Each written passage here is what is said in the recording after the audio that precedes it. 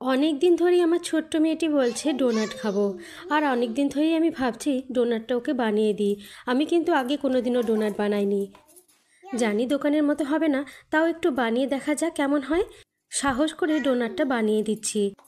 একটা বড় বাটির মধ্যে নিয়ে নিয়েছি 1.5 কাপ মতন ময়দা, 1 কাপের অর্ধেক চিনি, 4 চামচ বেকিং পাউডার, 4 চামচ বেকিং সোডা। প্রথমে সব কিছুকে ভালো করে মিশিয়ে নিয়েছি। এখন আমি এর মধ্যে দিয়ে দিচ্ছি একটু সাদা তেল, মোটামুটি 3 চামচ।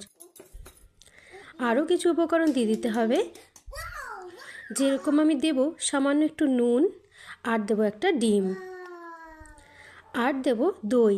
দই দিলে আর ইস্ট লাগবে না। সব কিছুকে ভালো করে মেখে নেব। প্রথমে একটু ডিমটাকে ফেটিয়ে নিচ্ছি একটা চামচের সাহায্যে। ময়দার সাথে এই সমস্ত উপকরণগুলোকে ভালো করে হাত দিয়ে মেখে নেব। সাদা তেলের বদলে বাটার দিতে চেয়েছিলাম, কিন্তু এই মুহূর্তে বাটারটা হাতের কাছে ছিল না। বাটার দিলে কেক যেমন সফট হয়, ডোনাটও ততটাই সফট হবে।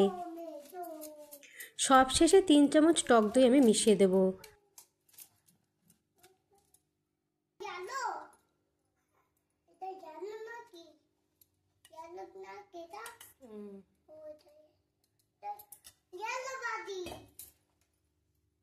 টক দই দিয়ে খুব ভালো করে হাত দিয়ে মেখে নেব, যেরমভাবে আমরা রুটির ডো অথবা লুচির ডো তৈরি করি।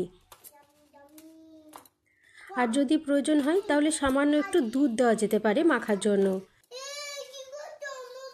কিন্তু জল না দেওয়াই ভালো। সব কিছুকে হাত দিয়ে ভালো করে মেখে নিচ্ছি। আমার মনে হচ্ছে সামান্য একটু দুধ দিতে হবে। দুধটা না দিলে মনে হচ্ছে ভালো করে মাখা যাবে না, একটু শুকনো হয়ে গেছে। সেই জন্য সামান্য একটু দুধ দিয়ে হাত দিয়ে ভালো করে মেখে নিচ্ছি।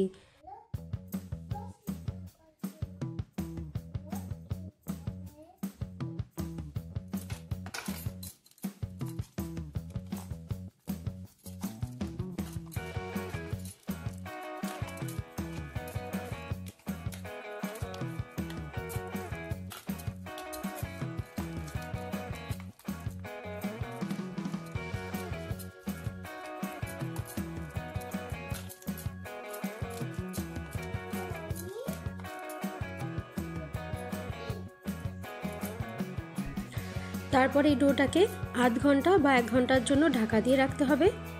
অন্যদিকে একটা প্যানের মধ্যে সাদা তেল ভালো করে গরম করে নেব। প্যানের মধ্যে আমি সাদা তেলটা গরম হতে দিয়ে দিয়েছি। ভাবছি স্ল্যাবটাকে খুব ভালো করে পরিষ্কার করে নিয়ে এর ওপরেই ডোটাকে খুব ভালো করে মাখি। আর স্ল্যাবের উপরে তৈরি করলে ডোনাটের শেপটাও ভালোভাবে এখানেই করতে পারবো। ঢাকা দেওয়ার জন্য অনেকটা ময়েশ্চার সাইডে দেখলাম ছেড়ে দিয়েছে, সেই ময়েশ্চারটা আমি ফেলে দিয়ে বাকি ময়দাগুলোকে ভালো করে মেখে নিচ্ছি। অল্প অল্প কিন্তু ময়দাও দিতে হয়েছে, কারণ অনেকটাই নরম ছিল পুরো ডোটা। খুব বেশি নরম হয়ে গেলে ডোনাটের শেপটা কিন্তু দিতে পারবো না, সেই জন্য ভালো করে মেখে নিচ্ছি যাতে ডোনাটের শেপটা আমি দিতে পারি। চিনিটা যদি আমি গুঁড়ো করে দিতাম তাহলে খুব ভালো হতো। প্রথমবার করছি চিনিটা গুঁড়ো করে দিইনি, দ্বিতীয়বার যখন আমি করব চিনিটাকে গুঁড়ো করেই দেব। দেখেই বোঝা যাচ্ছে খুব সুন্দর একটা সফট ডো তৈরি হয়ে গেছে। আমি যেহেতু ডোনাট তৈরি করার জন্য একেবারে পাকাপোক্ত নয়, সেই জন্য হাত দিয়ে এইভাবে শেপ দিলাম, বেলনা দিয়ে বেললাম না।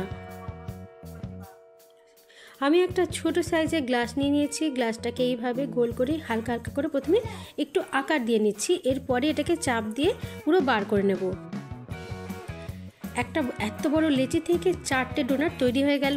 মাঝখানে একটা গোল করতে হবে। এই ধরনের প্লাস্টিকের একটা ছিপি আমি পেয়েছি, এটা দিয়ে ছোট ছোট করে গোল করে দিচ্ছি মাঝখানে। কি সুন্দর একটা আকার চলে এসছে, ডোনাটের আকারই পুরোপুরি। এরপরে একটু চাপ দিয়ে দিয়ে আমি বের করে নেব, যাতে সুন্দর একটা গোলাকৃতি ডোনাট তৈরি করতে পারি। আর এই ময়দাটা কিন্তু বেশ নরম হয়, সেই জন্য খুব সাবধানে করছি যাতে এদিক ওদিক না হয়ে যায় বা আকারটা বিগড়ে না যায়। খুব সুন্দর ডোনাটের আকারটা আনতে পেরেছি, সেই জন্য মনে মনে খুব খুশি হচ্ছিলাম। মনে মনে এটাও প্রার্থনা করছিলাম খেতেও যেন এটা খুব সফট হয় এবং শক্ত না হয়ে যায়। খুব সাবধানে আমি ডোনাটের আকারটা এনে তেলটা তো গরমই করতে দিয়ে দিয়েছি, যাতে এইভাবে ডোনাটটা তৈরি করে তেলের মধ্যে ছেড়ে দেব।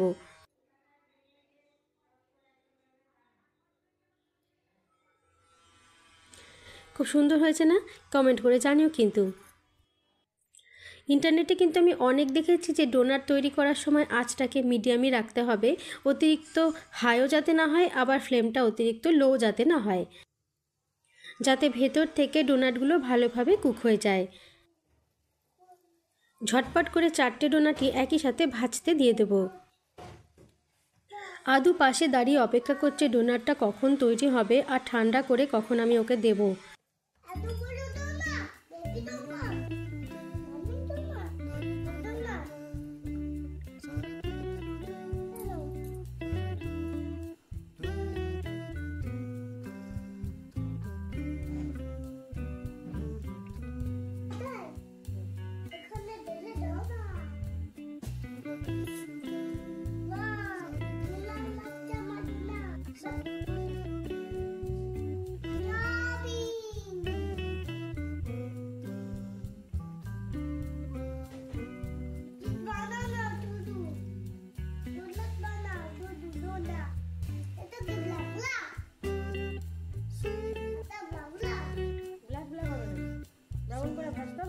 জানি না কি মনে হলো, একটা কাঁটা চামচের সাহায্যেই আমি পুরো ডোনাটটাকে উল্টে দিলাম। উল্টে দেওয়ার সময় যদি ভেঙে যায় এই ভয়টা কাজ করছিল, সেই জন্য অন্য কিছু আমি দিইনি, এর মধ্যে একটা কাঁটা চামচ নিয়েছিলাম।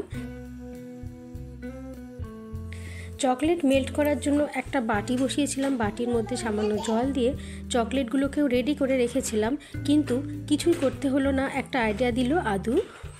আদু আমার ছোট্ট মেয়ে, যার জন্য আমি ডোনাটটা তৈরি করছি।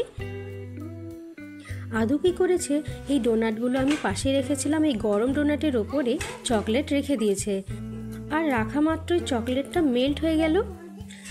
আলাদা করে আমাকে গরম জলের ওপর বাটি বসিয়ে চকলেট গলাতে হয়নি, এইভাবেই আমি চকলেটটাকে পুরো ডোনাটের ওপরে লাগিয়ে দিয়েছি। এই একই পদ্ধতিতে 4টে ডোনাট আমি তৈরি করে নিয়েছি নিমেষেই। এরপরে নিজের পছন্দের উপকরণ দিয়ে ডোনাটগুলোকে ডেকোরেশন করতে পারো।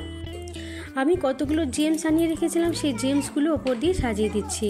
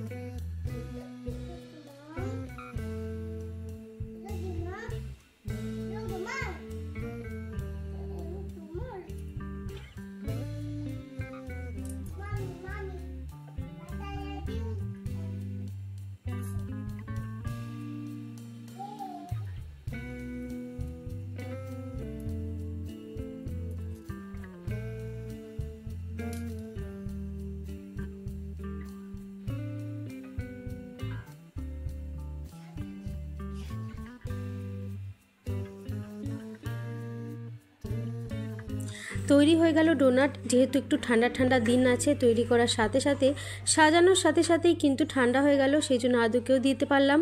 ছোট্ট আদু মায়ের শখের ডোনাট তৈরি করতে পেরে আমার মনটা ভীষণ খুশি। আর ওকে জিজ্ঞেস করলাম কেমন হয়েছে, তো সাইনে আমাকে দেখালো যে ভালো হয়েছে।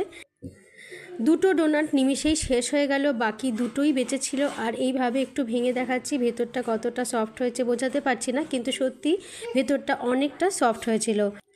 অবশ্যই একবার ঠিক এইভাবে বানাও, খেতে ভালোই লাগবে, বাচ্চারা থেকে বড় সবাই পছন্দ করবে।